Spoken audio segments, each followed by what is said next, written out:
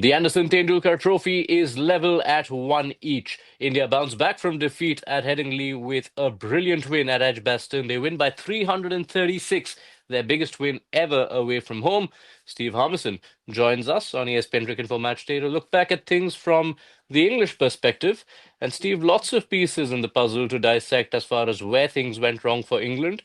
But at the end of it, can we go back to that moment in the first innings where they had India 211 for 5 and allowed them to get 587? We can look at quite a lot of what's happened over the course of the last 5 years. That is an element to it. There was I mean, over the course of both teams batting on this surface, there was a period from about the 30th to the 35th over, and then all the way to the next new ball where it was soft. There wasn't a great deal happening, and both teams capitalised on that. Jamie Smith and Harry Brook put on a brilliant partnership. And I mean, I can look at a hell of a lot of things from England to dissect of why they haven't won this game or been more of a feature. But we were beaten by a better team. The two opening bowlers were bowled brilliantly. And that partnership you talk about in the middle between Jadeja and Shubman Gill was faultless. It was effortless. It was a brilliant build-up of two batters. We've got, one's got a huge amount of experience.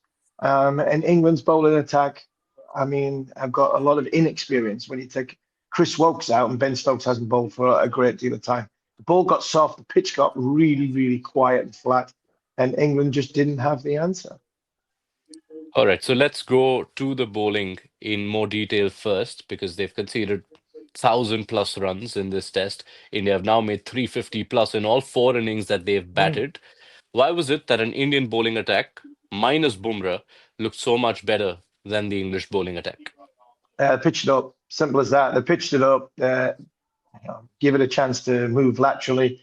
Akash Deep, he's bowling an absolutely beautiful spell in the fourth innings, and he's just run up and he's hit a sort of 5 meter mark in England, which is always challenging, dragging the batter forward. And there was a little bit of inconsistency in the surface. England's bowlers, Chris Woakes, I thought Chris Woakes would get better for the game at Headingley and come into this test match at his home ground and be better. And he wasn't really. And that would be cause for concern going into Lords, where he's got a wonderful record.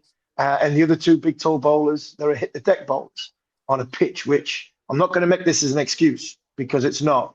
But the surface, I mean, these sort of surfaces are England's kryptonite. England just can't play on these slow pitches, which they have to make the effort of, hitting, going hard at the ball. And also when it comes to their bowlers, when, pitching it up and trying to challenge the off stump, the traditional England way, England haven't got them bowlers anymore. They look for pace, they look for quick bowlers, they look for aggression on this surface. That didn't work. Siraj pitching it up. Woakes should have done better pitching it up. And Akash Deep was probably the pick of the bowler over 5 days on this surface. And he got his just rewards. So, how big a point of concern does Chris Woakes become then? 2 wickets in this game, just the 1 wicket in the first one, and a quick turnaround after this game. Are England going to be looking at changes seriously? There will be changes. There's got to be changes. Largely down to the fact that Jofra Archer looks as though he's back. Russ Atkinson might be back. Sam Cook could be back. It wouldn't surprise me if England change all three seam bowlers here. And going into Lords, Chris Folkes' Lords is phenomenal, and he has that all-round quality of that number 8 spot, which I think is important for England. But I think the way things have gone in this Test match and at Headingley, I think England might end up changing all three and go in with Jofra Archer, go in with Sam Cook, possibly go in with Russ Atkinson. There are options there for England to change it and just freshen up a little bit. Going into a test match, which the momentum is always with it is with the opposition. Lots of changes did help out India from the first test to the second, so England will hope for that to work for them. Let's turn our attention to the batting now, Harmy. On a surface where India have piled on more than 1,000 runs, England were 5 down for just about 80 in both the innings. The top four put together combining for 96 runs in this test. How big a worry is that?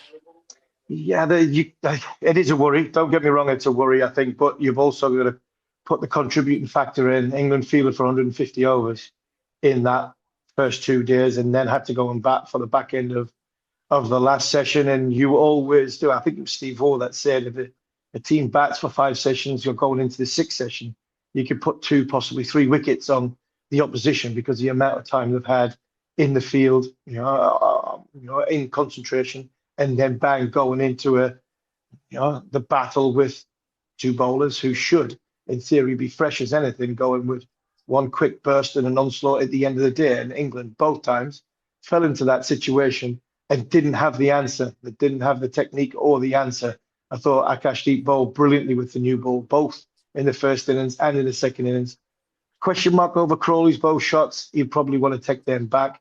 Pope got a good one in the first innings, and got turned round in that first inning and got squared up. And then the second innings, he was a tad unlucky getting the ball back onto the stumps off an under edge.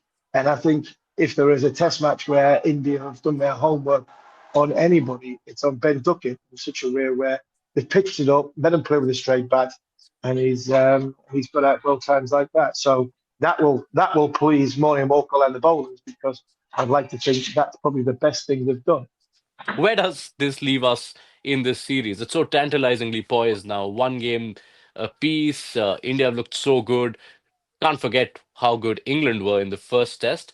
So, how does this change the outlook of the series from an England perspective? Uh, and they are very good at going with what's in front of them. This is the great thing about Stokes McCullum's team. It's about what's in front of them.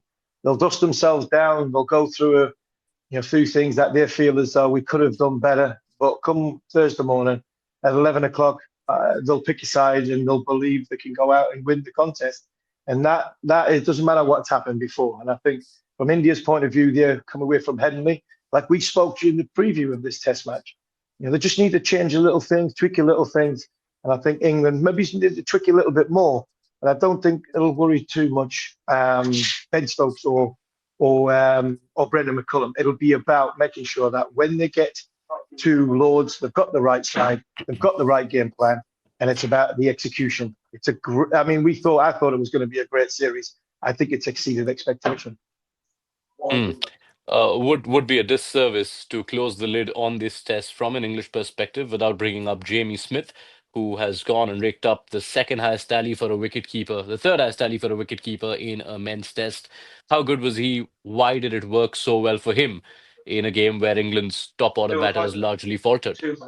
Yeah, I mean, he's been for me the first time I saw James Smith in Surrey. I was very, very excited and thought this kid will be the real deal and he will end up playing for England. There was a lot of talk about Folks and the argument between Folks, Bairstow, and Smith. And it was a case of just give this boy some time. He will prove and show that the argument is not there. It is definitely Jamie Smith's position. He's gone out in I think both test matches and batted very, very nicely. But I think he showed his maturity in this test match because he came in on hat-trick ball, first ball for four. I mean, got himself in a position to put a huge partnership up with Harry Brook. And then he's gone on and getting a massive 150. Kept England, what we'd say, in the game. And then, I mean, second innings, it was a little bit of a free hit while wickets were going around. But, I mean, he is the real deal. He is going to be a huge player for England in the future. And you mentioned about his batting record with, as a wicketkeeper. I think the only reason this kid will not go down as one of England's best ever batter wicketkeepers is if England find another batter wicketkeeper and think Jamie Smith's batting's too important and elevate him higher in the order and take the gloves off him. But I think that may be for a year or two or three down the line when possibly the retirements of the likes of Joe Root and Ben Stokes comes. All right. So Jamie Smith, the one big positive for England from Birmingham. Let's see what England turns up at Lord's. It could be a much changed one, as Steve Harmison has indicated. Harmy, thank you so much for your time. Look forward to your company before the Lord's Test.